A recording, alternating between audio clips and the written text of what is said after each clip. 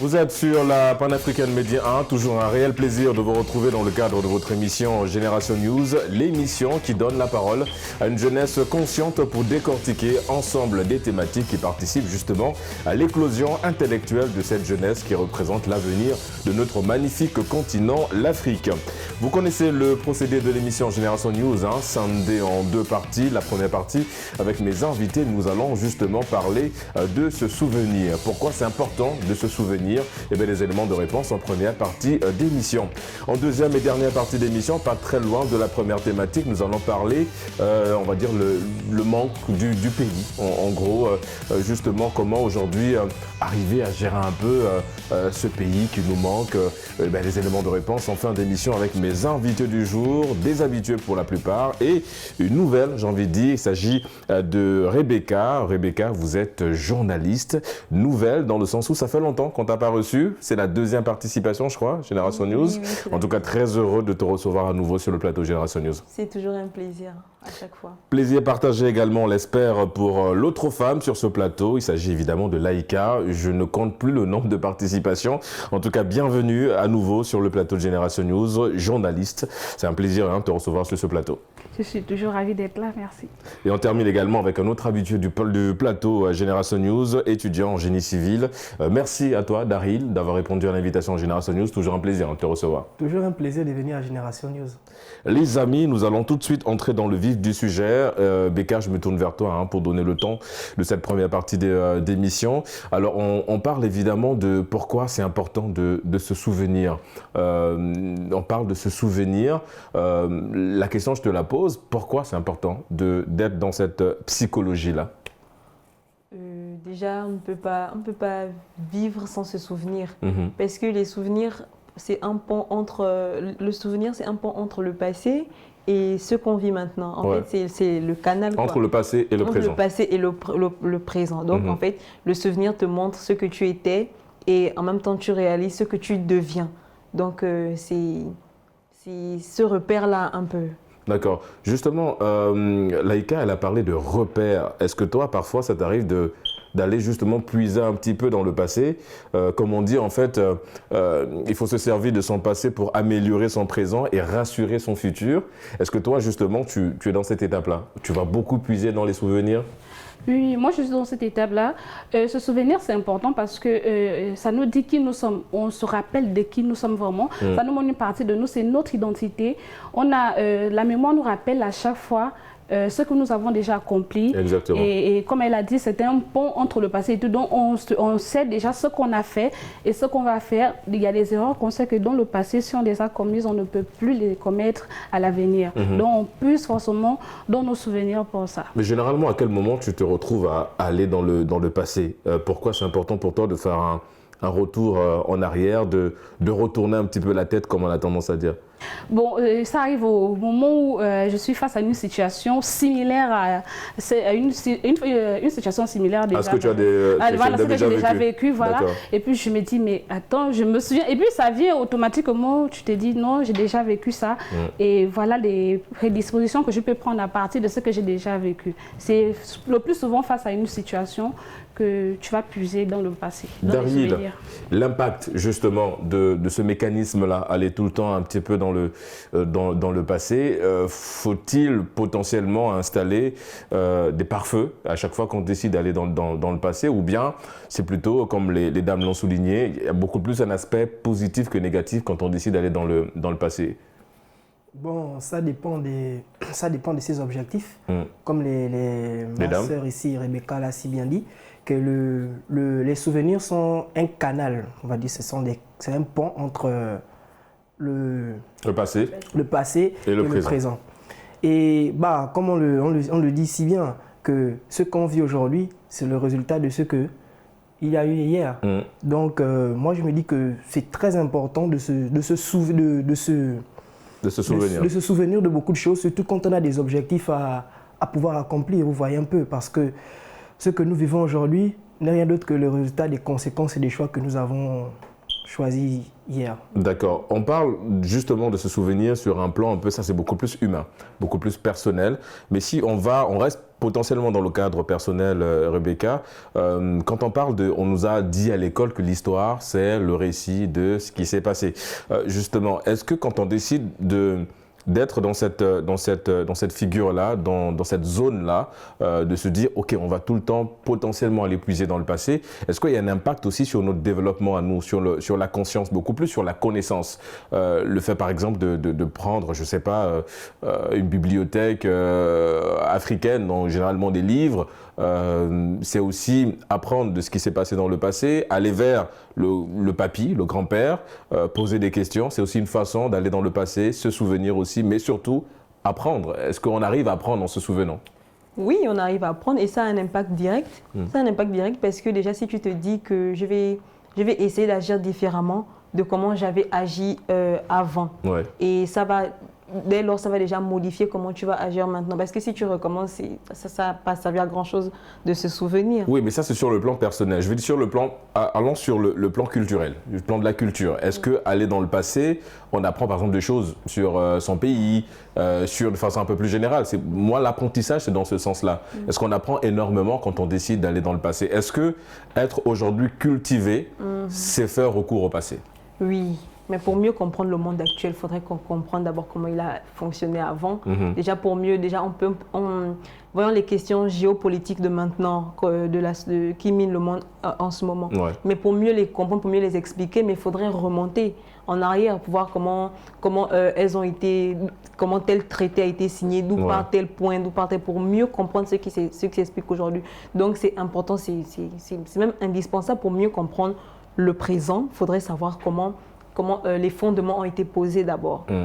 Et donc, pour être curieux, en gros, faut avoir la capacité à savoir retourner en arrière, à savoir regarder derrière pour essayer de mieux sauter. Laïka? Oui, juste pour enchérir par rapport à ce qu'elle dit, parce qu'on va dire quoi, avant la transmission se passait comme vous avez dit, de père à fils, et des fois on nous racontait des choses et il y a un savoir-faire qui arrive à l'intérieur, tu te rappelles de ce qu'on t'avait dit, et c'est par rapport à ça que tu arrives à faire certaines choses. Donc on apprend de nos souvenirs. Par exemple, on va dire quoi, il y a une danse, voilà, on va prendre vraiment le cas culturel, et une danse qu'on t'a apprise étant petite, mais tu grandis avec, dans tes souvenirs, tu te dis non, c'est comme ça, ou bien savoir-faire que la grand-mère savait faire, et toi, tu grandis avec, tu fais. Donc, moi, je me dis, les souvenirs sont importants parce que d'abord, on apprend même encore de ce qui s'est passé. De ce qui s'est passé, mon cher Daryl, moi, j'ai envie de revenir un peu sur un aspect qui peut paraître sombre. Se souvenir, c'est bien, on a tendance à aller de faire un tour de temps en temps dans le passé, mais parfois on y rencontre des monstres qu'on a volontairement enfermés dans des placards. La métaphore, c'est simplement pour dire, est-ce que c'est difficile justement d'aller dans le passé, mais se défaire justement de son passé, surtout quand il a été un peu sombre. Il y a des gens aujourd'hui qui ont vraiment du mal à avancer parce qu'il y a un passé assez lourd. Comment on arrive à guérir de ça? Est-ce que c'est réellement possible de sortir de ça? Bon, je dirais que tout dépend des objectifs de tout un chacun et tout dépend de la détermination de tout un chacun. Comme on l'a si bien dit, il y a même dans les programmes scolaires, quand on veut résoudre une thématique, il y a cause, conséquence et résolution. Donc, comment se sortir non seulement de ces troubles, on va dire, de ces démons passés. Moi, je dirais qu'il faut se fixer de nouveaux objectifs à atteindre et surtout voilà, essayer un peu de nouvelles pensées, de nouvelles méthodes. Par exemple, si nous pensons, par exemple, comment puis-je le dire? Par exemple, une personne qui a eu des problèmes, par exemple, dans une relation amoureuse, par exemple. Mais comment sortir de là, en fait? C'est juste que... Ou une personne addicte à beaucoup de choses, qui avait des addictions. Qui avait des addictions, par exemple. Aujourd'hui, c'est de se demander comment est-ce que je peux sortir de là, en fait. Essayer de ne pas reproduire les mêmes erreurs. Voilà. Puis... Et toi, qu'est-ce que ton passé t'a enseigné aujourd'hui? Bon, généralement, ce que mon passé m'a enseigné aujourd'hui, généralement, je n'ai pas un passé assez... un passé sombre, non. D'accord. Bon, donc, mais est-ce que c'est question d'avoir un passé sombre ou tu as un passé? Oui, j'ai un passé. On a tous un passé, mais qu'est-ce que ce passé t'apprend aujourd'hui? Pas grand-chose? Pas grand-chose, parce que je n'ai pas commis beaucoup d'erreurs dans ma vie, non. D'accord.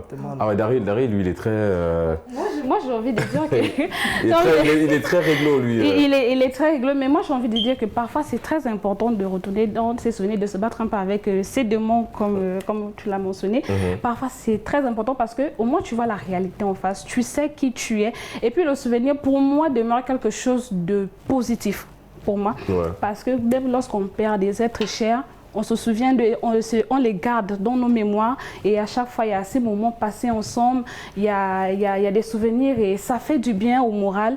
Donc pour moi, même s'il faut aller se battre avec les démons et tout, c'est mieux de se souvenir parce que parfois ça apporte un peu de paix, de joie. J'aime bien ce que tu viens de dire, c'est souvenirs, c'est aussi apprendre à ne pas perdre des personnes qu'on a déjà perdues. Exactement. Parce que même si ces personnes ne sont plus là, on les a toujours dans notre mémoire et nos souvenirs justement nous permettent de garder toujours en mémoire, en d'autres termes, ces personnes décédées. Becca, je vais un peu rester sur ce que Laïka vient de dire et sur l'argumentaire de Daryl. Alors Daryl, lui, il est clean, hein, il a un passé tranquille, il n'y a pas de souci à ce niveau-là. Moi, ce que j'ai envie de savoir pour ceux qui malheureusement traînent encore des souvenirs qui sont assez sombres, beaucoup ne veulent pas justement ouvrir la boîte de Pandore. Moi, ce que j'ai envie de savoir, c'est qu'aujourd'hui, on a des psychologues, par exemple, qui sont là pour aider. On se rend compte que ces psychologues-là, justement, ont besoin du passé pour essayer de te guérir. Est-ce que le passé, aujourd'hui, c'est un remède contre les différents maux que nous vivons aujourd'hui? Ça dépend des personnes. Pour moi, vraiment, ça dépend des personnes. Parce que moi, je prends mon cas. Personnellement, je n'ai pas souvent tendance à retenir dans le passé pour mieux évoluer ou bien pour... Toi, tu vis le jour, comme on dit. D'accord. En fait, c'est bien beau de penser, c'est bien beau de se souvenir, mais on ne va pas aussi rester prisonnier de ces souvenirs, en fait. En fait, moi, je me dis que si... C'est quoi rester prisonnier de ces souvenirs? Mais tout le temps à être là à penser que oui, avant, j'étais comme ça. Avant, j'agissais de telle manière, je dois agir différemment. Maintenant, peut-être qu'avant, tu agissais comme ça parce que c'était la période. Ça dépend aussi du contexte, plusieurs facteurs, peut-être l'âge, peut-être certains choix, certaines rencontres que tu avais eu à faire qui t'ont mis dans une certaine position, qui t'ont poussé à prendre certaines décisions, à faire certains choix. Maintenant, aujourd'hui, les choses sont peut-être tout autres. Tu es dans un nouveau contexte, nouveau cadre de vie, nouvelles pensées, nouveaux objectifs. Et tu ne peux pas forcément te baser sur ce passé-là pour essayer d'avancer parce que les contextes ne sont pas spécialement les mêmes. Exactement. Donc moi, je me dis qu'on ne va pas spécialement rester prisonnier des souvenirs. Moi, je ne me souviens pas trop de tout ce que j'ai fait. Moi, comme je le disais tout à l'heure, mes souvenirs ne sont que des réminiscences. Ça vient comme ça, paf. Des flashbacks, quoi. Oui. Des réminiscences, en un mot, ça apparaît, ça disparaît. Je ne suis pas spécialement, je ne dirais pas bloquée dans le passé, mais j'avance. Est-ce que c'est parce que quelque part, tu as travaillé ton cerveau au point d'être sélectif de ce que tu gardes? Parce qu'on est d'accord que tu as forcément des souvenirs de toi, gamine. Des souvenirs avec papa, avec maman, tu les as quand même. La mémoire n'efface pas, on range juste dans les cases. Et là, ce sont des souvenirs généraux, genre la vie quand je grandissais, les premières années lycée. Oui, mais ça reste des souvenirs. Les premières années lycée et tout, mais moi, quand on parle de ce souvenir, je pense plus aux faits marquants. Comme Daryl l'a dit tout à l'heure, il n'a pas eu un passé mouvementé parce que lui, ce souvenir renvoie de facto au mal ou bien aux mauvaises choses et tout. Voilà, moi, c'est sur cet angle-là que je me base. Je m'appelle pour me dire que ce souvenir, est-ce que c'est nécessaire de se souvenir de ce qu'on a peut-être eu à vivre de négatif pour essayer d'évoluer? Comme tu l'as dit, pour les psychologues, essayent de comprendre le passé pour essayer d'expliquer le présent. Mais est-ce que c'est indispensable? Est-ce que c'est vraiment nécessaire? Compte tenant le fait que ça dépend des contextes, de plusieurs facteurs, je ne pense pas. D'accord. Laïka, avant de laisser Daryl aussi nous donner son point de vue là-dessus, il y a un fait de société. Je pense qu'on est tous passés par là. Beaucoup de personnes ressentent parfois le besoin de le verbaliser. On a l'impression que le souvenir est devenu gage d'une réciprocité. Je m'explique. Aujourd'hui, par exemple, si je suis venu en aide, je t'ai aidé sur beaucoup de choses, en général, j'ai tendance à te dire, souviens-toi, j'avais fait ça pour toi. On te force ou on te pousse à se souvenir de l'acte qu'on avait posé. Est-ce que aujourd'hui, le souvenir est gage d'une réciprocité? Bon, je pense que oui. Je pense que oui, c'est un gage de réciprocité. Ouais. On te l'a déjà dit? D'accord. Oui, on me l'a déjà dit que oui, moi je t'ai fait ça, toi aussi tu peux me rendre ça. Mais pour moi, je pense que on devrait pas trop se souvenir du bien qu'on fait aux gens.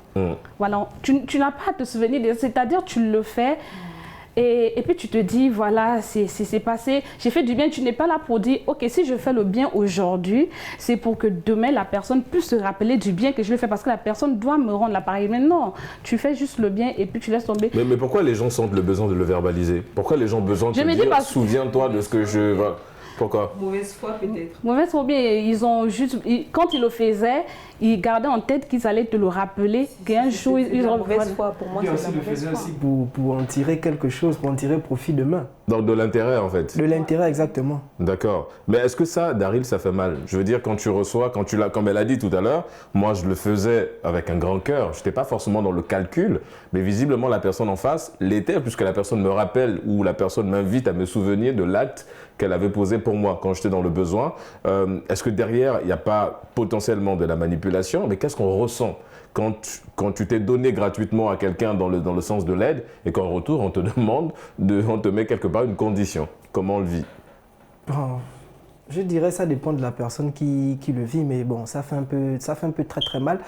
Mais quand on regarde un peu dans les livres de manipulation qui parlent un peu de ce sujet-là, on voit aujourd'hui que la réciprocité, aujourd'hui, la majeure partie des gens, lorsqu'ils donnent, ils ne donnent pas forcément avec le cœur à 100%. Comme je le disais il y a quelques secondes, ils donnent pour en tirer profit demain. Aujourd'hui, la majeure partie des gens, quand ils te donnent quelque chose, quand ils te font du bien, ils te font du bien parce qu'en retour, il veut tirer quelque chose. Je ne vais pas dire forcément que tout le monde le fait, non. La majeure partie des gens aujourd'hui, quand ils te donnent quelque chose, quand ils te rendent service, c'est pour en tirer profit demain. Parce qu'aujourd'hui, nous sommes dans un monde, on va dire un monde un peu qui l'exige un peu. Aujourd'hui, on aide pour tirer profit. Vous voyez un peu, parce que c'est le monde aujourd'hui qui le veut en fait. Ouais. Bon, exiger, c'est peut-être un peu fort, mais malheureusement, c'est dans ce monde-là que nous sommes. Parce qu'après, malheureusement, aujourd'hui, l'exigence... C'est ce qui emmène une personne à se rétracter après, à ne pas demander de l'aide. Être dans sa zone de confort. Voilà, rester dans sa zone de confort, se dire, si je demande encore, la personne va me rappeler. Voilà. La personne va le dire aussi, la personne aussi va pas aussi critiquer, parce que vous voyez un peu aujourd'hui, aujourd'hui, tu demandes, mais après, demain, cette même personne t'a rendu service, mais après, c'est peut-être... En fait, il n'y a plus de confidentialité. C'est-à-dire que le secret n'existe plus, en fait. On viole le principe du secret, en fait. Ça n'existe plus, évidemment. Rebecca ou Becca, alors, c'est vrai qu'on a parlé un petit peu de ce souvenir. On dit aussi, dans le domaine purement académique, puisque vous êtes encore pour la majorité, même si vous êtes diplômé, mais vous êtes encore sur le banc de l'école pour le master, en tout cas pour vous trois aussi, je crois. Voilà, tout le monde en court vers le master. On dit en tout cas que pour un étudiant ou bien pour un élève qui a besoin de retenir, c'est de se souvenir. En fait, on retient mieux en faisant l'effort de se souvenir que de passer son temps à lire, c'est-à-dire à réviser. Est-ce que toi, tu partages cette assertion de beaucoup de personnes? C'est-à-dire qu'on retient mieux en faisant l'effort de se souvenir que de simplement lire. Oui, je la partage totalement parce que moi, je ne lis même pas. Je ne lis pas les cours. L'idée principale d'un cours, je la mémorise pendant le cours. Donc, je retiens ce que le prof va dire, comment il va le faire ou bien comment il va l'expliquer. Et c'est sur ce que je me base pour apprendre ou bien pour maintenir le cours, la leçon ou bien le thème d'aujourd'hui dans la tête. Mais lire, pour moi, c'est trop automatique. En fait, si je lis, c'est juste pour aller... Comme on dit bûcher, pour aller tout verser sur la feuille. Donc en fait, c'est important parce que, et non seulement quand tu te souviens, ça reste ancré en toi. Alors que quand tu lis, ça finit par expirer. Exactement. Parce que tu as juste lu pour mémoriser, pour aller remplir la feuille. Donc oui, moi je suis totalement d'accord avec le fait de se souvenir. C'est faire l'effort. Oui. On retient mieux en faisant l'effort de se souvenir. Moi je dirais plutôt que ça dépend de la capacité intellectuelle de tout un chacun. D'accord. Par exemple, pour Rebecca, elle pour elle c'est plus facile de se souvenir. Par contre, moi dans mon cas, c'est plus facile quand je lis par exemple. Et moi quand je lis quelque chose, quand j'assimile quelque chose, il est très difficile que je l'oublie en fait. Donc, oui, mais tu retiens. Je retiens. Moi, je dirais que tout dépend de la capacité intellectuelle de tout un chacun. En fait. Bon, je pense qu'en fait, peut-être que vous entendez sans vous comprendre. Parce que la vérité, c'est que dans la pratique, c'est la même chose. C'est-à-dire que si toi, tu vas dans le principe de lire, tu retiens, même si tu as une mémoire photographique, tu retiens. J'ai une mémoire un peu photographique. Voilà, c'est-à-dire que tu retiens et justement pour ressortir ça, tu fais quoi? Il faut te souvenir. Ben exactement, c'est pourquoi je dis en fait que j'ai l'impression que vous entendez sans vous comprendre, mais l'exercice est le même. C'est vraiment l'effort d'aller. Il y a des gens qui ont des QI hyper élevés, qui ont une facilité à lire et tout de suite à retenir, mais je pense qu'effectivement, la preuve quand on est en plein examen, quand on est devant la feuille, on a toujours le stylo dans la bouche, on fait quoi? On est en train de... On réfléchit et réfléchir, c'est aller chercher justement dans le passé ce que toi, tu as emmagasiné. Qu'est-ce que tu as enregistré dans le passé pour faire sortir ça. Laïka, le milieu de l'entreprise, de l'entrepreneuriat, le milieu professionnel, tu l'as déjà expérimenté via des stages potentiellement ou via des visites. Comment tu perçois le fait de se souvenir aujourd'hui dans le milieu professionnel? Est-ce que ça peut être un danger, surtout quand on a des collègues qui ne s'entendent pas ou bien quand le patron a dû faire quelque chose et que toi derrière, tu as beaucoup plus retenu l'acte et qu'on a l'impression qu'en fait tu travailles beaucoup plus avec l'épée de Damoclès sur la tête parce que tu te dis bon ça va être un peu compliqué. Est-ce que ça ne crée pas une tension entre collègues si on est tout le temps, on a une facilité à se souvenir de ce qu'on nous a fait et pas de tourner la page comme on a tendance à dire? Bon, dans le milieu professionnel, moi je pense qu'il y a deux cas. D'accord. Bon, c'est vrai que tu as énuméré un cas, mais le premier cas, c'est bien de se souvenir du savoir-faire. Okay. C'est-à-dire la personne qui te prend sous son aile, qui t'enseigne le métier ou bien la tâche à faire, c'est bien de se souvenir, de bien regarder ce que la personne fait pour le reproduire après. Maintenant, entre collègues, je pense qu'il faut parfois éponger. Okay. Éponger certaines choses, ne pas tourner la page. Voilà, tourner la page. Est-ce qu'on doit se contenter simplement de tourner la page ou brûler le livre une bonne fois? Parce que la page, si tu la tournes, tu peux revenir. Pour moi, il faut tourner la page. Il ne faut pas brûler le livre parce qu'il faut avouer qu'il y a certains collègues qui abusent. À un moment donné, voilà, qui peuvent abuser de ta patience, de ta bonté et à un moment, il faut... Mais là, tu vois, tu abordes un aspect potentiellement négatif, mais il y a du positif dans le fait de se souvenir dans le milieu professionnel. Si je m'entends bien avec une collègue le jour de mon anniversaire, qu'on m'offre des cadeaux, je me souviens que, bon, l'anniversaire de ma collègue, il faudrait que je fasse la même chose. Non, mais imagine une situation qui se répète à chaque fois. Aujourd'hui, la collègue, elle vient, je sais pas, elle va faire des remarques sur ta tenue, mais de manière négative. Hein. Elle le fait aujourd'hui. Elle le fait aujourd'hui. Demain, elle le fait sur tes cheveux. Après, demain, elle le fait. Et elle continue comme ça. Et elle ne s'arrête pas seulement avec toi. Elle va le dire avec d'autres collègues. Est-ce que vous avez remarqué la tenue de Laïka aujourd'hui? Elle, c'est pas joli avec elle. Hein. En fait, il faut te souvenir. Et à un moment donné, tu dis à la collègue que à un moment, tu arrêtes. Tu te souviens pour pouvoir régler le problème. Voilà, pour pouvoir régler le problème. Et peut-être dans ce cas-là, on peut brûler le livre. Mais si on n'arrive pas là, il faut tourner juste la page pour régler ça après. Daryl, en quelques mots, parce qu'on arrive bientôt au terme de cette première partie d'émission, toujours dans le milieu de l'entreprise, toi aujourd'hui qui es dans le domaine du génie civil, c'est également une formation où la mémoire joue un rôle énorme, où vous avez énormément besoin d'aller dans le passé. Dans ce milieu-là qui est très compétitif, comment justement on arrive à ne pas faire du souvenir quelque chose qui peut nous disqualifier, mais plutôt quelque chose qui peut nous rassembler? Bon, d'abord, comme vous l'avez si bien évoqué, d'abord le génie civil, c'est un domaine c'est un travail d'équipe en fait. Donc généralement travailler seul c'est un peu très compliqué. On aura toujours besoin de l'avis de tout un chacun. Mais comme je disais, comme m'a dit ma sœur ici présente, Laïka, il faut essayer de tourner la page et de brûler le livre en fait. C'est-à-dire... finalement, vous me rejoignez, il faut brûler le livre. Comment expliquer cela? C'est-à-dire ne pas trop avoir un petit cœur en fait. C'est-à-dire que quand tu rentres à l'intérieur, tu dois savoir que... Bon, le petit cœur, il faut expliquer. Hein. C'est une expression, il faut l'expliquer. Quand je parle du petit cœur, c'est-à-dire... le petit cœur, c'est un cœur un peu fragile. Il ne faut pas être rancunier, quoi. C'est-à-dire un cœur un peu rancunier, c'est-à-dire action-réaction. Donc, moi, je dirais que lorsque tu rentres dans ce genre de domaine, surtout en entreprise, il faut t'attendre à toutes sortes de personnes, en fait. Savoir qu'il y a des personnes comme ça, il y a des personnes ceci, cela, et te dire que, bon, tout ce qui va être là-bas, je vais juste... une fois que je l'encaisse, je mets juste de côté et j'avance. D'accord. Mais toi, oui, vas-y. Est-ce que c'est ça le travail? Est-ce que c'est ça la cohésion d'équipe? Dire tout le temps qu'il faut brûler le livre, brûler le livre. En fait, le mieux, c'est lorsqu'une personne te fait, par exemple, un truc que tu n'as pas apprécié, le mieux, c'est de discuter avec elle. C'est mieux, parce que moi, je me dis, excuse-moi, moi, je me dis que si j'en arrive à me souvenir, c'est que ça m'avait marqué.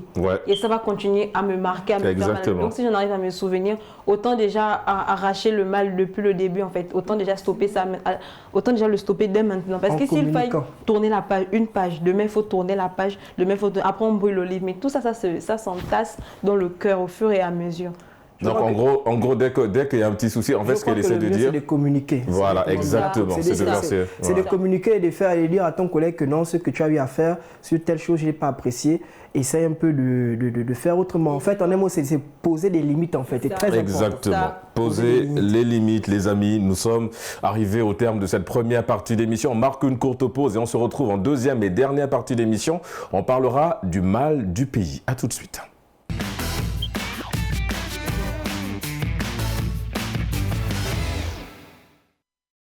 De retour sur le plateau de Génération News pour la deuxième et dernière partie d'émission. Juste avant la pause, je vous l'annonçais, pour cette fin d'émission, nous allons nous pencher, on va se pencher sur la thématique du mal du pays. Daryl, le mal du pays, déjà, potentielle définition de comment tu entends et qu'est-ce que ça représente pour toi? Bon, le mal du pays, comme je l'entends, on va dire, c'est un manque de culture peut-être que tu vivais dans ton pays et qu'aujourd'hui, par exemple, tu ne vis pas. Et la deuxième question, qu'est-ce que ça représente pour toi? Est-ce que toi, ça t'est déjà arrivé justement de te retrouver être envahi par ce manque du pays, justement, le mal du pays, quand on dit, en d'autres termes, c'est la nostalgie, de se retrouver être nostalgique de son pays? Oui, effectivement, j'ai déjà eu à avoir cette réalité normale parce que j'ai vécu quand même plus de 20 ans dans mon pays. Et quand tu arrives aujourd'hui dans un autre pays après 20 ans, forcément, il y a des automatismes, il y a des repères, il y avait des choses que tu faisais dans ton pays que malheureusement tu ne peux plus le faire. Exactement. Nous sommes dans un pays d'Afrique, mais je peux dire la culture, par exemple la culture gabonaise et la culture sénégalaise, c'est pas forcément la même chose. Par exemple, moi ce qui me manque surtout, la nostalgie que j'ai, c'est au niveau du Gino Cocktail. C'est un Gino que je buvais au Gabon, on va dire, presque tout le temps. Mais aujourd'hui, arrivé à Dakar, il n'y en a plus. Bon, on rappelle que c'est un jus au même titre que le Coca ou encore le Fanta. Le Coca, le Fanta. Exactement. Voilà. Donc, justement, quand on parle de la nostalgie Beka, c'est vrai que lui, il est nostalgique du pays sur un plan purement social et potentiellement culinaire aussi, puisqu'il parle de tout ce qui est en lien avec la nourriture et la boisson. Est-ce que toi, comment tu as vécu ce mal du pays la première fois? Est-ce qu'il y a beaucoup qui pleurent? Généralement, on se retrouve un peu seul, on a la sensation d'être seul. Est-ce que tu es passé par cette étape-là aussi? Ah, moi, je l'ai mal vécu. Ah, mais moi, je l'ai mal vécu, mais de chez mal vécu. Ouais, mais genre au point de pleurer, de verser des larmes. Il pleurait, j'étais en sanglots. Je voulais rentrer. Je disais non, c'est parce qu'il s'est obligé même d'étudier même hors du pays. Est-ce que c'est obligé? Il y a des écoles là-bas, mieux, je rentre et tout. J'appelais tous les jours et ça commençait à devenir lassant parce que c'est ma grande sœur qui me disait « Tu es partie là, ça faisait un mois. » Le premier mois, c'était difficile. Oui, généralement, les premiers mois sont hyper difficiles. Et puis, je suis arrivée en période de fraîcheur. Je n'avais jamais vécu une fraîcheur pareille. Donc, pour moi, c'était quoi ça même? D'abord, c'était la fraîcheur, je ne supportais pas. Les gens, je ne supportais pas. Ma mère, je l'ai laissée malade. Je l'ai laissée très malade. C'était compliqué parce qu'il fallait qu'elle se rétablisse et tout. Je l'ai vraiment mal vécu. Mais comment justement tu t'es relevé de ça? Je veux dire, est-ce que c'est le temps qui a pensé justement ces blessures-là, ou bien tu te dis, bon, je suis dans un pays d'accueil, l'idée serait peut-être de m'accommoder, l'intégration et tout le reste, mais même là encore, est-ce qu'on arrive réellement à ne plus être nostalgique de son pays? Bon, j'avoue que c'était difficile pour moi au début parce que je ne fréquentais pas aussi des gens. D'accord. Quand je suis venue, je n'ai pas directement commencé l'école, j'ai fait une affaire de 6 mois à la maison, donc j'étais tout le temps enfermée. Donc il n'y avait pas des personnes autour de moi, il n'y avait pas des gens, il y avait même la personne qui vivait avec moi dans la chambre, ma sœur que j'avais trouvée ici, elle était tout le temps à l'école, donc j'étais quasiment seule, sans moyen de rencontrer des gens, sans cet environnement social-là. Donc mais quand j'ai commencé l'école, quand j'ai commencé à fréquenter des gens, et puis là je suis quelqu'un, je suis très sociable, je suis très sociable. Donc quand j'ai commencé ça on le voit sur tes réseaux en l'occurrence. Quand j'ai commencé à fréquenter des gens, je me suis direct ouverte et j'ai découvert la culture de mon pays d'accueil. Je l'ai tout de suite embrassée parce que franchement je l'aime énormément et c'est aller flex. c'est à l'Iflex. Comme on dit, hein, c'est le pays de la Teranga. Donc effectivement, il y a ce partage-là. Laïka, tu l'as vécu comment, toi, le mal du pays? Est-ce que ça t'arrive parfois d'être un peu dans ce, pour utiliser le jargon des jeunes, d'être dans ce mood où en fait, tu as l'impression qu'en fait, il y a des choses qui manquent, il y a des cases qui ne sont pas totalement remplies, il y a des armoires qui sont vides. Comment justement tu arrives à sortir de là, de ce mal du pays? Alors, je l'ai mal vécu au départ parce que je suis arrivée ici, j'étais malade. Okay. C'est-à-dire, j'ai commencé à être malade depuis le Gabon, mais comme le billet était déjà réservé, il fallait que je voyage. Donc, arrivée ici, j'étais malade et il n'y avait pas ma mère, il n'y avait pas mes soeurs, il n'y avait personne. Et je me suis retrouvée à l'hôpital seule, internée. Et j'ai commencé à réfléchir, j'ai dit, c'est bon. Et si je retournais parce que quelque chose peut m'arriver là et mes parents ne seront même pas là avec moi et je pouvais pleurer tout le temps justement à cause de ça et je disais bon, ça va pas aller. Mais après, je me suis dit, comment je suis sortie de là, je me suis dit bon, je n'ai pas fait ce voyage pour rien. Je n'ai pas fait, quel est mon objectif ici? Qu'est-ce que je suis venue faire? Je me suis rappelé de mon départ. J'ai dit bon, comme je suis ici pour ça, il faudrait alors que je m'appuie sur ça pour pouvoir sortir de là et commencer à m'adapter. Et j'ai on va dire quoi, ce mood-là de chez moi avec des filles de, on va dire quoi, d'autres ethnies. Avec qui on vit, elles me connaissent pour ça, pour dire toi tout le temps, les chansons font tout le temps. Parce que moi, je ne me sépare jamais de en fait, donc toi ta façon de potentiellement de rompre avec le mal du pays, c'est en fait de faire voyager le pays chez toi. Voilà, de faire venir le pays à moi, faire les mets. Je crois aussi que c'est que, je vais revenir sur ce que ma soeur Laïka disait, les objectifs qu'elle a eu à se mettre, pourquoi elle est venue dans le pays, par exemple. Moi, je n'ai pas vécu, comme je disais, à part peut-être l'exemple que j'ai donné il y a quelques minutes, moi je n'ai pas vraiment vécu le mal du pays. Pourquoi? Parce que d'abord de un, j'avais accepté, j'ai voulu moi-même voyager de un. Et lorsqu'on était à l'aéroport, le moment de l'embarquement, mon père m'a dit une parole. Il m'a dit, Daryl, tu sais, tu vas en mission. J'ai confiance en toi. Donc quand je suis arrivé au Sénégal, j'avais déjà cet objectif, je savais ce pourquoi je venais et aussi parce que je savais qu'en venant au Sénégal, je pourrais réaliser l'un de mes rêves l'un des rêves que je nourris depuis, voilà, depuis que j'ai l'âge de 8 ans, par exemple, de faire le génie civil. Donc vous voyez qu'avec cette envie, voilà, ça a permis en sorte que le mal du pays ne puisse pas être trop grand. Donc en un mot, c'était juste pour renchérir un peu de ce que aller dans le même sens que Laïka. Les objectifs sont très importants et ça évite surtout beaucoup le mal du pays. En fait, je vous entends tous les trois, il y a une notion qui ressort à chaque fois que vous argumentez sur le mal du pays. Rebecca, c'est la notion de solitude. Tu l'as évoqué, pareil également pour Laïka. Et Laïka, elle était seule à l'hôpital. Toi également, quand tu es arrivé, tu te sentais seule parce que bon, on te laissait à la maison. Pareil pour Daryl. Est-ce que la notion de solitude renforce justement ce sentiment-là de mal du pays? Parce qu'on a l'impression qu'en étant seul, dans mon pays, je ne pense pas que j'aurais vécu ça. Même quand on est seul dans son pays, on a l'impression qu'on ne l'est pas totalement. Mais ici, on est vraiment en train d'expérimenter la notion de solitude. La solitude, aujourd'hui, un mal contre le mal du pays? Mais totalement. Ouais. La solitude, en fait, quand tu arrives, tu ne te sens pas seulement seul, peut-être dans la chambre dans laquelle tu es ou bien dans la nouvelle maison. Donc, tu te sens seul dans le pays tout entier au Sénégal. Même si moi, je suis venue, je n'avais pas de parents. La personne chez qui je suis arrivée quand j'arrive au Sénégal, on n'est pas spécialement liés. Donc, moi, je suis totalement seule, totalement seule. En fait, je me sens seule. En fait, tu peux être au pays encore, tu te dis que voilà, je peux avoir, mes parents ne sont pas là, tu peux être dans une autre ville que ta ville d'origine. Et il y a toujours la mamie, l'oncle, le cousin. Et tout, voilà, pour parler, tu peux aller marcher et tout. Mais ici, tu te dis que je suis totalement seule en fait. Peu importe ce que je peux faire, il n'y a personne. Mais qu'est-ce qui nous manque vraiment? En fait, qu'est-ce qui nous attache au pays, au-delà d'être chauvin, mais qu'est-ce qui nous attache au point où on pleure? Qu'est-ce qui nous manque quand on est à l'étranger, Laïka? Oui, bon, pour moi, la solitude, c'est pas que tu n'as pas des gens autour. Ouais. C'est que tu es entouré, mais tu te sens seul. Tu te sens seul, tu as l'impression que tu n'es pas assez comprise. Oui, mais ça, c'est parce que tu es à l'étranger. Voilà, maintenant, ce qui nous manque au pays, c'est que quand on parle au-delà d'être chauvin, donc au-delà d'être chauvin, oui. Voilà, quand on parle de mal de pays, on parle de son environnement d'origine. D'accord. Tu vois, dans cet environnement d'origine, tu as tes repères, tu as ton accent, tu as tout ce qui est à toi, tu as ta langue, tu as la famille. Oui, ta culture. Voilà, tu as ta culture.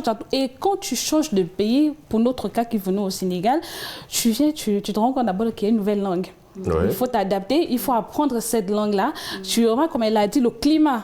Bon, pour nous, les Gabonais, on n'a jamais subi un froid comme ça. Et tu arrives, tu te dis, waouh, le froid. Et ce sont ces choses-là qui... Ces changements, voilà, en fait. Ces changements-là qui te disent, voilà, il y a quelque chose qui impacte vraiment dans ma vie et je n'étais pas habituée. Moi, j'ai besoin de ma bonne chaleur au Gabon. J'ai besoin de parler la langue avec quelqu'un. Ça, c'est un vrai problème, hein, parler la langue avec quelqu'un. Parfois, c'est très difficile. Oui, parce qu'en fait, nous, le Gabon a raté, on va dire, cette transition-là. Parce qu'aujourd'hui, 2 Congolais qui se retrouvent aux États-Unis parlent le lingala, voilà, le Sénégalais le Wolof, le Malien le Bambara et j'en passe. Donc effectivement, mais 2 Gabonais qui se retrouvent à l'étranger de 2 ethnies différentes, c'est compliqué. Sauf s'il n'y a pas de français. Même de 2 ethnies, il arrive même de 2 ethnies. Parfois, la personne ne connaît pas, il y a une personne qui ne sait même pas parler sa langue. Et puis la nourriture, sa langue vernaculaire. Voilà, et la nourriture aussi.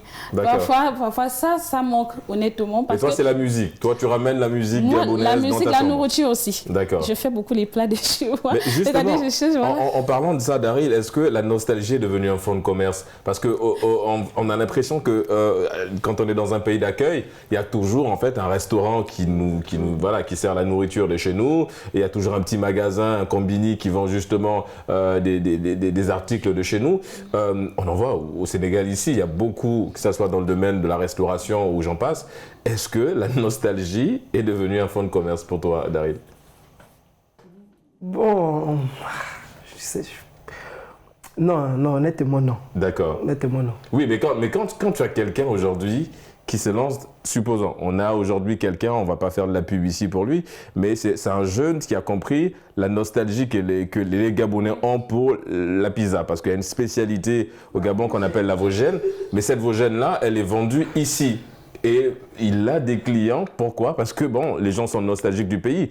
Donc du coup, quand tu dis que c'est pas un fonds de commerce, bon, est-ce qu'il faut pas un peu relativiser? Moi, je pense que c'est devenu un fonds de commerce parce que on est à la recherche même de ceux qui voyagent. C'est-à-dire, on veut savoir qui voyage pour pouvoir nous amener même quelques kilos. Donc les gens se mettent à commercialiser même leurs kilos. On est prêt à payer même ces kilos-là pour pouvoir avoir quelques spécialités du pays, quelque chose du pays. Voilà, c'est devenu un fonds de commerce et certaines étudiantes ici ou même étudiants arrivent à faire les mets du pays. Par exemple, le samedi et le dimanche. Dans l'entrepreneuriat, c'est beaucoup plus ça Ça dépend de tout un chacun. Ça dépend des besoins de tout un chacun. Mais comment ça, les besoins de tout un chacun? Je te prends un cas simple. Non, je te prends. Moi, par exemple, à part peut-être l'exemple que j'ai cité tout récemment là, il n'y a pas un autre truc qui me manque. Bon, je te prends un cas simple. Il y a la Coupe d'Afrique des Nations qui va se dérouler au Maroc dans quelques jours. Le Gabon, ton pays, participe justement à cette Coupe d'Afrique des Nations. Si au Sénégal, on te vend des maillots, tu fais quoi? Tu les achètes ou pas? Je vais les acheter. Justement, mais c'est un fonds de commerce. Mais tu l'achètes pourquoi? Parce que tu es nostalgique de ton pays. Et si on te vend un article qui te rappelle ton pays, naturellement, tu es beaucoup plus... ou pas? Non? D'accord. Bon, on t'écoute. Mais acheter le maillot de mon équipe nationale, pour supporter la CAN, ce n'est que pure logique. Ce n'est pas spécialement la nostalgie. Je dois porter. Non. Je pense que c'est non. Mais je ne vais pas porter le maillot de la Gambie. Non, mais il y a ce truc d'appartenance. Non, il y a ce truc d'appartenance quand tu prends le maillot. Ouais, c'est pourquoi je disais au-delà du côté chauvin, au-delà du côté chauvin, c'est-à-dire patriote, que voilà, au-delà du côté patriote et chauvin, c'est la même chose. Bah, si aujourd'hui, comme elle dit, il y a ce côté d'appartenance, tu appartiens à une tribu, à une nation, donc quelque part. Mais si je décide de porter ce maillot, mais c'est légitime. Là, c'est logique en fait. En fait, c'est pure légitimité en fait. Je vais supporter mon équipe, je porte mon maillot. Mais est-ce que c'est vraiment lié au mal du pays parce que je ne suis pas au Gabon? Si je regarde un match des Panthères... Non, en fait, bon, je ne sais pas si on arrive à se comprendre. Supposons, par exemple, oui, là, il y a le match du Gabon. Tu as du mal à acheter, par exemple, un maillot de l'équipe nationale au Gabon, mais si on les revend ici... À prix élevé même, hein. Et parfois, exactement, le prix est différent. Après, c'est élevé, mais tu te mets à acheter ce maillot-là, pas parce que tu dis, bon, oui, je suis gabonaise. Parce que tu as envie de le porter, mais c'est ce truc-là, cette fierté de dire, oui, je porte le maillot du Gabon, je vais soutenir mon pays, je me sens bien étant à l'étranger. Exactement. Voilà, c'est ça. Je vous l'accorde. Je pense que Rebecca, elle n'est pas totalement d'accord. Ouais. Je vous l'accorde, mais est-ce que on peut le renvoyer au mal du pays? Le pays te manque. Dans ce contexte bien précis. Ça aurait été un autre contexte. Parce que là, moi, je me dis que ce n'est qu'une pure logique. Peut-être on aurait parlé des plats, peut-être des feux de manioc, de l'aubergine. Non, mais tout à l'heure, on parlait justement de la restauration. On a un peu le cas de... Côté restauration et tout, on peut dire que oui. Mais côté mon équipe va jouer au foot, c'est la pure légitimité. Mais on est d'accord, tu conviens avec moi que cette légitimité-là, parfois, ne s'applique pas même dans ton propre pays. C'est-à-dire que tu peux être au Gabon, tu n'as pas besoin d'en acheter. Mais c'est parce que tu te trouves à l'étranger que tu as justement, comme elle dit, cette fibre patriotique que tu te dis, bon, j'ai non seulement besoin, parce que dans l'action d'acheter, il y a deux objectifs. Le premier objectif, c'est comme tu l'as dit, c'est légitime d'avoir un maillot et de supporter son équipe. Tu peux supporter ton équipe sans avoir le maillot, mais pourquoi tu l'achètes? Parce que justement, tu as besoin de réaffirmer ton appartenance et tu as besoin de se souvenir. Tu as besoin d'être en synchro avec les Gabonais qui soutiennent le Gabon en ce moment. La preuve en est que même au Gabon, quand on regarde un match, on est devant la télé, on a un tabac, on a, je ne sais pas, tu es habillé différemment, tu t'en fiches ou bien tu vas t'asseoir quelque part pour regarder et tu t'en fiches de porter, mais étant à l'extérieur. Le mal du pays, c'est partout. Je veux dire, moi j'ai pour la petite anecdote, pour rester dans le même sujet, je me souviens quand on était allé en Côte d'Ivoire avec un ami. Et en fait, on était passé dans un, je crois qu'on était au niveau de Trècheville, on était arrivé dans un coin et en fait, il y avait un magasin qui avait à l'effigie des couleurs du drapeau du Gabon. Et je vous jure qu'il venait chaque jour pour faire des vidéos autour de ce magasin-là parce qu'il y avait simplement le drapeau et il retrouvait des articles du Gabon. Donc en fait, il avait l'impression pour lui d'être au pays. Donc il y avait cette nostalgie-là, il avait le mal du pays et cet endroit-là le renvoyait naturellement au pays. C'est comme aujourd'hui quand tu vas dans l'ambassade. Pourquoi tu trouves la nécessité de te filmer? Et juste, j'aimerais renchérir aussi avec... On appelle ça comment? Avec... Vous prenez pas? Non, justement, je ne parle pas de vous, je ne parle pas de toi, je parle de façon plus générale, parce que moi, généralement, quand je vais dans les ambassades, je vois des gens qui se prennent en photo. Qui se disent, je suis à la maison. Voilà, je suis chez moi, je suis à la maison. Ouais. J'ai envie de renchérir un peu par rapport à l'exemple de la Côte d'Ivoire là. Bon, en ce moment, on va pas citer le nom de la personne, mais en ce moment, je ne sais pas, vous essayez de voir une TikTokeuse au Gabon, qui est une Ivoirienne. Exactement. Vous voyez, elle attache tout le temps le drapeau ivoirien sur elle, tout le temps, elle a comme ça. Mais est-ce que c'est parce que c'est légitime de porter le drapeau ivoirien qu'elle le fait? Non, je pense que c'est une façon de dire je suis fière d'être ivoirienne en terre étrangère. Donc c'est la même chose avec nos maillots. Exactement. D'ailleurs, elle fait aujourd'hui justement la fierté de cette Afrique unie parce qu'elle avait manifesté sur les réseaux sociaux son envie de se rendre au Gabon et aujourd'hui, elle était censée faire un court séjour. Elle a dû prolonger son séjour et effectivement que derrière, elle essaie de montrer toutes on va dire, toutes les belles facettes du Gabon. Il y en a tellement. En tout cas, merci à elle. Aujourd'hui, je pense qu'elle a même créé une vague parce qu'elle n'est plus la seule. Il y en a aujourd'hui maintenant qui se rendent au Gabon et qui ont justement envie de montrer que nous sommes africains et qu'on peut se rendre au Maroc, au Gabon, en Tunisie et dans d'autres pays en ayant justement la sensation d'être bien sur le continent. Les amis, on arrive bientôt au terme de cette émission. Moi, la question que j'ai envie de vous poser tous les trois, je vais commencer avec Rebecca. Récemment, est-ce que tu as été nostalgique et de quoi précisément? Comme je vous l'ai dit tout à l'heure, une fois que j'ai commencé à être entourée, moi, le pays ne m'a plus manqué. D'accord. Très sincèrement, ça c'est moi. Parce que moi, il y a des personnes même, quand des Gabonais viennent au Sénégal, ils leur demandent « emmène-nous la nourriture de là-bas, emmène-nous ça ». J'ai jamais compris ça. Mais c'est la nostalgie, justement. Mais est-ce que c'est pas parce que toi, on rappelle que tu reviens fraîchement du pays, est-ce que ça ne joue pas aussi à ce niveau? Non. Bon, peut-être aussi parce que c'est vrai qu'en 4 ans, je suis allée 4 fois. Ouais. Peut-être aussi, ça joue aussi. Donc chaque année, tu y allais? Je suis tout le temps là-bas aussi. D'accord. Donc du coup, oui, je pense qu'à ce moment-là, on n'a pas besoin d'être... Justement, mais Daryl, pour toi, à quel moment la nostalgie a beaucoup plus d'impact? C'est au bout de 2 mois? Parce qu'elle a pleuré au bout d'1 mois, c'est ça? 1 mois. Oh, ouais, voilà. Mais est-ce que on est assez nostalgique au bout de quoi? 2 ans, 1 an? Bon, je dirais, moi je reste dans l'optique que ça dépend en fait, ça dépend de la personne. D'accord, oui, mais je parle de toi. Je parle de toi. Ouais. Bon, c'est vrai que je suis parti au Gabon, mais je crois quand même qu'à partir de la 2e année, ma mère commençait à beaucoup me manquer. Hein. Ma mère, oui, ça, au bout de 2 ans quand même, je suppose quand même que forcément, on va forcément te manquer, ta mère, ton père, tes frères, tes sœurs. Mais comment tu compenses ça? C'est avec des appels? Si maman te manque, est-ce que tu passes beaucoup plus de temps au téléphone avec elle? Effectivement, ma mère, quand elle et moi on s'appelle, si on a peu parlé, c'est 1 heure au téléphone. On peut aller... Si vous avez peu parlé, 1 heure. Si on a peu parlé, c'est 1 heure. D'accord. C'est 1 heure de temps. Ça, c'est vraiment l'amour d'une mère. Hein. 1 heure au téléphone, il y a tellement de choses à faire. On va pas te demander ce que vous vous dites, mais elle s'appelle comment déjà, maman? Emma. Maman Emma. Bah, déjà, maman Emma, merci pour 1 heure au téléphone avec Daryl. Mais justement, est-ce que ça arrive à te soigner de l'intérieur? Je veux dire, ce mal du pays-là, maman qui te manque. Parce que justement, la question que je posais à Laïka, c'est qu'est-ce qui vous manque au point où vous pleurez à l'étranger? Est-ce que c'est la famille? Est-ce que ce sont les amis? Elle a parlé de l'environnement, de ses repères, des codes qu'on a également, parce que ça reste un pays dans lequel on a grandi, où nous sommes nés, justement. Est-ce que toi, quand tu parles avec maman ou papa ou les frères au téléphone, est-ce que tu arrives à soigner ça? Ça te soigne de l'intérieur? Oui, ça me soigne de l'intérieur quand je parle avec ma mère. Mais ça se voit, tu vois comment tu as changé le ton de la voix.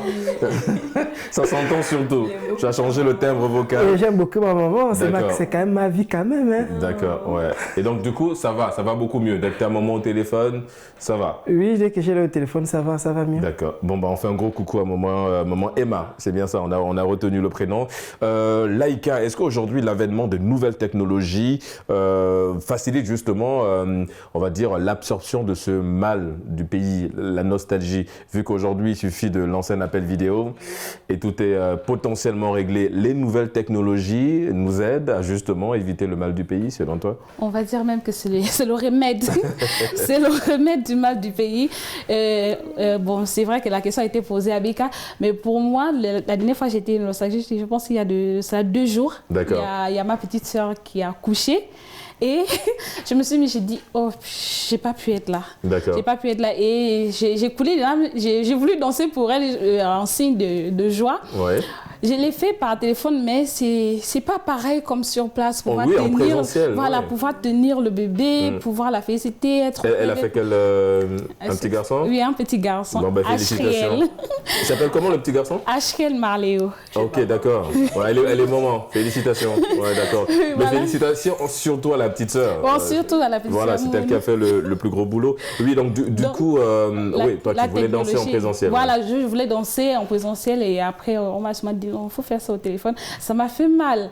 Mais après, avec les appels tout le temps, moi ça va depuis moi quand mes parents me manquent, même si c'est à 3 h du matin. Parfois ma mère s'inquiète, elle me dit, elle a l'habitude de faire la blague, elle dit tu es rentrée dans la loge, tu veux livrer qui? Parce qu'elle s'étonne que pourquoi tu m'appelles à 7 h? Je dis non, mais c'est juste vous me manquez. Et bon, comme j'ai la larme facile. Ouais. Bah tu pleures aussi. Je pleure. Ah d'accord. On va faire un club avec Rebecca. Oui. Mais vous savez que ça existe en Afrique, le club des pleureuses. Ce sont des femmes qu'on paye pour pleurer lors des décès. La nouvelle technologie. Peut-être que vous allez rejoindre le club, non? Non, on va faire ça en aparté. D'accord. Quand on parle du mal du pays, justement, Rebecca, c'est vrai que toi tu reviens, comme tu le dis, tu fais tout le temps des tours au pays, tu reviens, 4 voyages en 4 ans, donc chaque année tu te rendais quand même au pays. Cette nostalgie-là, le danger se trouve à quel niveau? Parce qu'on voit qu'il y a des gens qui ont du mal parfois à bien le vivre. Toi, tu as pleuré, il y en a qui versent dans la dépression parce qu'on se sent un peu seul. Il se situe où l'extrême de ce danger?